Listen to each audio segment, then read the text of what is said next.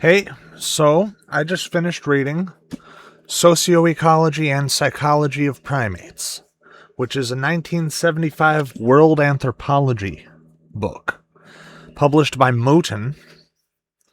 Moten is now De Gruyter Moten. I'm not sure if I'm pronouncing that properly, but who cares? Moten is an academic publisher. It was originally French.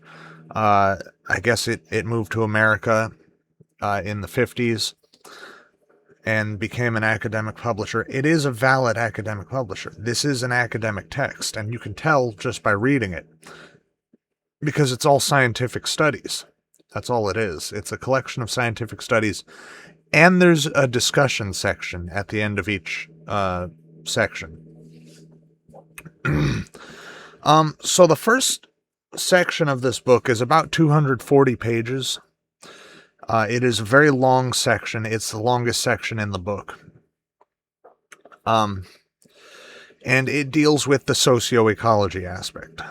And it's interesting to go back to 1975 with this, after having read newer books on primatology and socioecology, really, and going back and seeing what they had to say about it. Because first off, it was still early on in the field, and they were marking down everything except for things that you might want to know, like quantity of food. They marked down kind of food. They marked down frequency of interaction. They marked down frequency of grooming. They marked down grooming behaviors.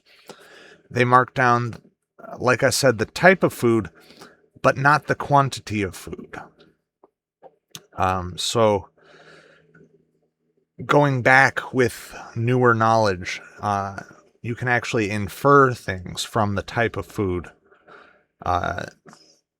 that was eaten, although you need the quantity of food in order to make the proper judgment. But you can infer the quantity of food from the type of food, because if a particular species is more picky about their food, what kind of food they eat, they only eat a certain kind of leaf, or a certain kind of fruit that's only available during part of the year, that animal is more likely to be eating less. So you can infer things about that. Now, at one point, they are actually talking about colobus monkeys in the old world. And there are red colobus and there are black and white colobus. And I forget which one does which, but the one of them is very picky about their food. And this one has males that engage in grooming behavior more frequently than the other one. The other one is less picky about their food. And the males are, first off, more aggressive, and second off, do not engage in grooming behaviors as anywhere near as often as the other one. And what you can infer about this is that the one that is more picky about its food is having less testosterone as food is more scarce, because they only eat the certain kind of food, they are eating less of it because they just don't have this broad palate and broad food sources. So because of that, they have less testosterone, and therefore these behaviors arise. They are more familial and less aggressive. Okay, then the next section was actually about intelligence and self-awareness. And it was interesting because they were trying to figure out how to judge self-awareness.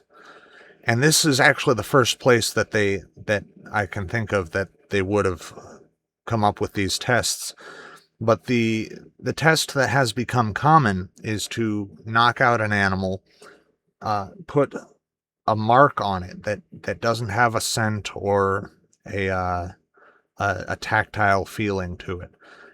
Uh, and then when they wake up, you show them a mirror and they touch themselves there where the mark is, and they might smell their finger or taste their finger or try to get the mark off.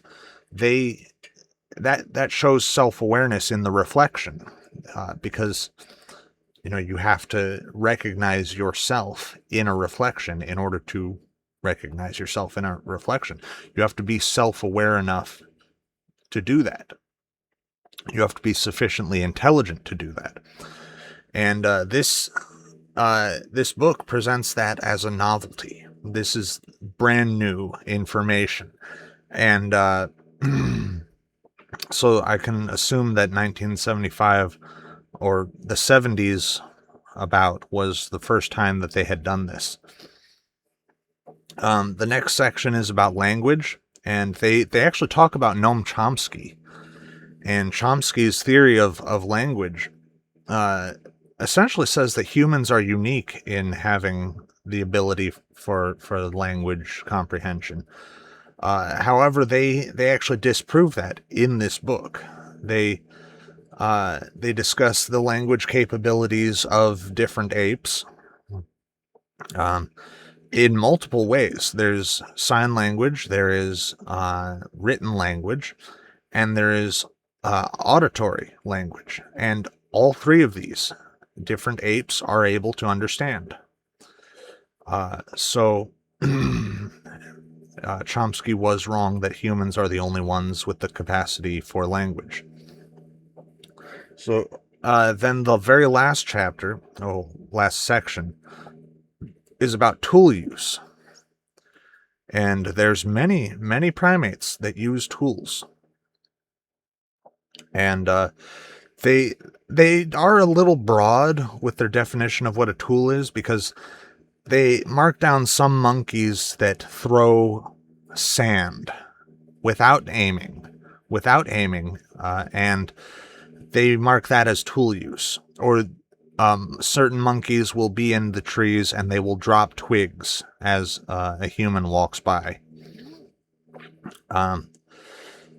So they are very broad with what the tool use means. But they come to the conclusion that humans developed tools long before the tools we found from early humans were discovered, because the tools had to have been like wood, sticks that had been stripped of their leaves or sharpened, or rocks that were not formed, things like that. And those would not appear to be tools after hundreds of thousands or millions of years. So it is speculative, but inferring from the tool use of modern primates, we can make some assumptions about what early man did with tools. So yeah, this was a very interesting read. I read it pretty quickly. And it actually has me wanting to read more about primatology. Thank you for watching. Peace.